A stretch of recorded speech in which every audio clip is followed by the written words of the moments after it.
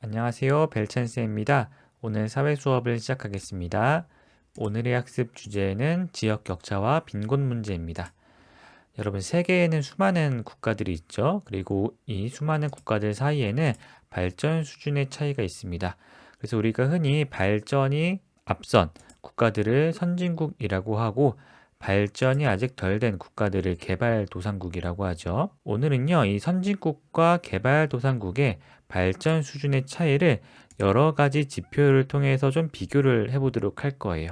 한번 구체적으로 살펴보도록 하겠습니다. 자, 지역별 발전 수준의 차이를 여러 지표를 통해서 비교해 보도록 할 텐데, 일단 우리가 예전에 배웠던 GDP를 통해서 보도록 할게요. GDP는 일정 기간, 1년 동안 한 국가 안에서 새롭게 생산된 최종 생산물의 총합을 말하죠. 그러니까 이 GDP, 국내 총 생산이 많을수록 경제 활동이 많이 이루어졌다라는 거예요. 자, 그럼 선진국은 GDP가 높을까요? 낮을까요? 아무래도 발전이 많이 되었으니까 생산도 그만큼 많이 되면서 GDP도 높겠죠. 그리고 개발도상국은 상대적으로 경제 발전이 덜 되면서 GDP가 낮을 거예요. 자, 1인당 GDP라는 지표도 있습니다. 이 1인당 GDP는 국내 총 생산을 그 국가의 인구수로 나눈 거예요. 그럼 당연히 선진국의 1인당 GDP도 높고 개발도상국은 상대적으로 1인당 GDP도 낮게 나타나겠죠. 자, 성인 문자 이동률을 좀 보도록 하겠습니다. 아무래도 선진국일수록 교육에 대한 관심도 높고 교육에 대한 인프라도 잘 갖추어져 있겠죠. 그렇기 때문에 선진국은 성인들이 다 글을 읽고 쓸 수 있는 그런 경우가 많고요. 개발도상국 같은 경우에는 경제적인 발전 수준도 상대적으로 뒤처지고 그에 따라 교육에 힘쓸 여력도 힘든 그런 국가들이 많이 있겠죠. 그렇기 때문에 성인 문자 해독률이 떨어지는 편입니다. 반대로 선진국은 성인 문맹률은 낮고 개발도상국은 성인 문맹률이 높겠죠. 자, 그 다음으로 기대 수명을 보도록 할게요. 선진국일수록 의료 수준도 많이 발전되어 있지 않겠습니까? 그러니까 기대 수명은 높겠고요. 상대적으로 개발도상국은 기대 수명 낮을 수밖에 없는 거고요.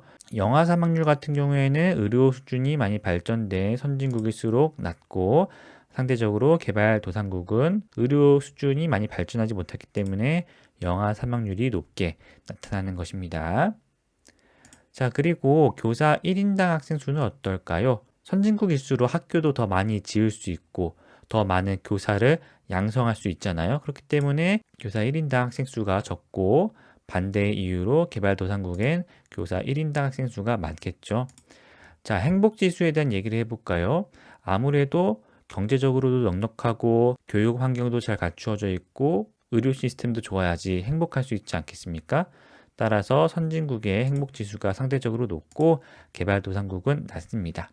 자, 인간개발지수라는 지표가 있는데요. 이거는요, 1인당 GDP라던가 건강, 교육 수준 같은 것을 종합하여서 삶의 질을 평가한 지수예요. 행복지수랑 비슷한 것이라고 봐도 됩니다. 그러니까 인간개발지수는 선진국이 높고 개발도상국은 낮게 나타납니다. 자, 이렇게 살펴본 지표들 중에서 몇 가지를 지도를 통해서 다시 한번 보도록 할게요. 자, 1인당 GDP, 그리고 행복지수, 인간개발지수를 나타내는 지도를 보면은 이렇게 유럽이 높게 나타나죠. 유럽. 그리고 미국과 캐나다가 있는 앵글로 아메리카 지역도 높게 나타나는 것을 볼 수가 있습니다. 반면에 사하라 이남 아프리카나 남부아시아 지역 같은 곳은 모두 다 낮게 나타나고 있죠. 자, 영아 사망률 같은 경우에는요, 사하라 이남 아프리카나 남부아시아가 상대적으로 높고요. 유럽이나 앵글로 아메리카, 호주, 뉴질랜드 이런 지역은 굉장히 낮게 나타나고 있는 것을 지도를 통해서 우리가 확인해 보았습니다. 다음으로는요, 개발도상국 또는 저개발 국가가 겪고 있는 빈곤 문제를 해결하기 위해서 어떤 노력을 할 수 있나 좀 보도록 할게요. 일단 저개발 지역 스스로의 노력이 필요하겠죠? 그리고 국제사회의 노력, 도움도 필요하거든요. 자, 저개발 지역 자체적으로는요, 경제개혁을 시행을 해야 돼요. 외국 기업을 유치하기 위해 노력을 한다던가 아니면은 경제활동을 뒷받침할 수 있는 제도를 마련한다던가 그런 노력이 필요하고요. 그리고 먹고 사는 문제가 일단 우선적으로 해결돼야 되기 때문에 식량 생산량을 증대시켜야 돼요. 그래서 농사를 잘 지을 수 있도록 관계시설을 확충한다던가 다수학 품종을 개발하는 그런 노력을 지금 저개발 국가에서 많이 하고 있습니다. 그리고 이런 농업뿐만 아니라 교육과 도로, 항만, 이거는 항구를 말해요. 그리고 전력망 등을 구축하는 것이 필요해요. 아무래도 이러한 것들이 산업 활동하는데 필요한 요소들이잖아요. 그래서 경제 활동을 활발하게 할 수 있는 그런 밑바탕을 마련함으로써 저개발 지역이 빈곤을 탈출하기 위해서 노력을 하고 있습니다. 자, 국제사회의 노력, 국제사회의 도움도 필요하겠죠. 국제연합 같은 경우에는요, 지속가능 발전 목표를 설정했어요. SDGs라고 하는데, 총 17개의 목표를 설정했거든요. 여기에는 뭐 평등이라던가 교육 또는 환경과 관련된 목표도 있는데, 그 중에 첫 번째 목표가 빈곤 문제를 해결하자는 겁니다. 그래서 국제연합도 저개발 지역에서 발생하고 있는 빈곤 문제를 해결하기 위해 힘을 모으고 있다라는 거고요. 또 국제연합뿐만 아니라 국제 비정부 기구의 활동을 통해서도 빈곤 문제가 있는 지역들을 도와줌으로써 문제를 해결할 수가 있겠죠. 네, 오늘은 여기까지만 살펴보면 될 것 같고요. 한번 정리해 보도록 하겠습니다. 자, 지역 격차와 빈곤 문제를 봤는데요. 이 여러 지표에서 선진국과 개발도상국이 어떻게 다른가를 좀 기억했으면 좋겠어요.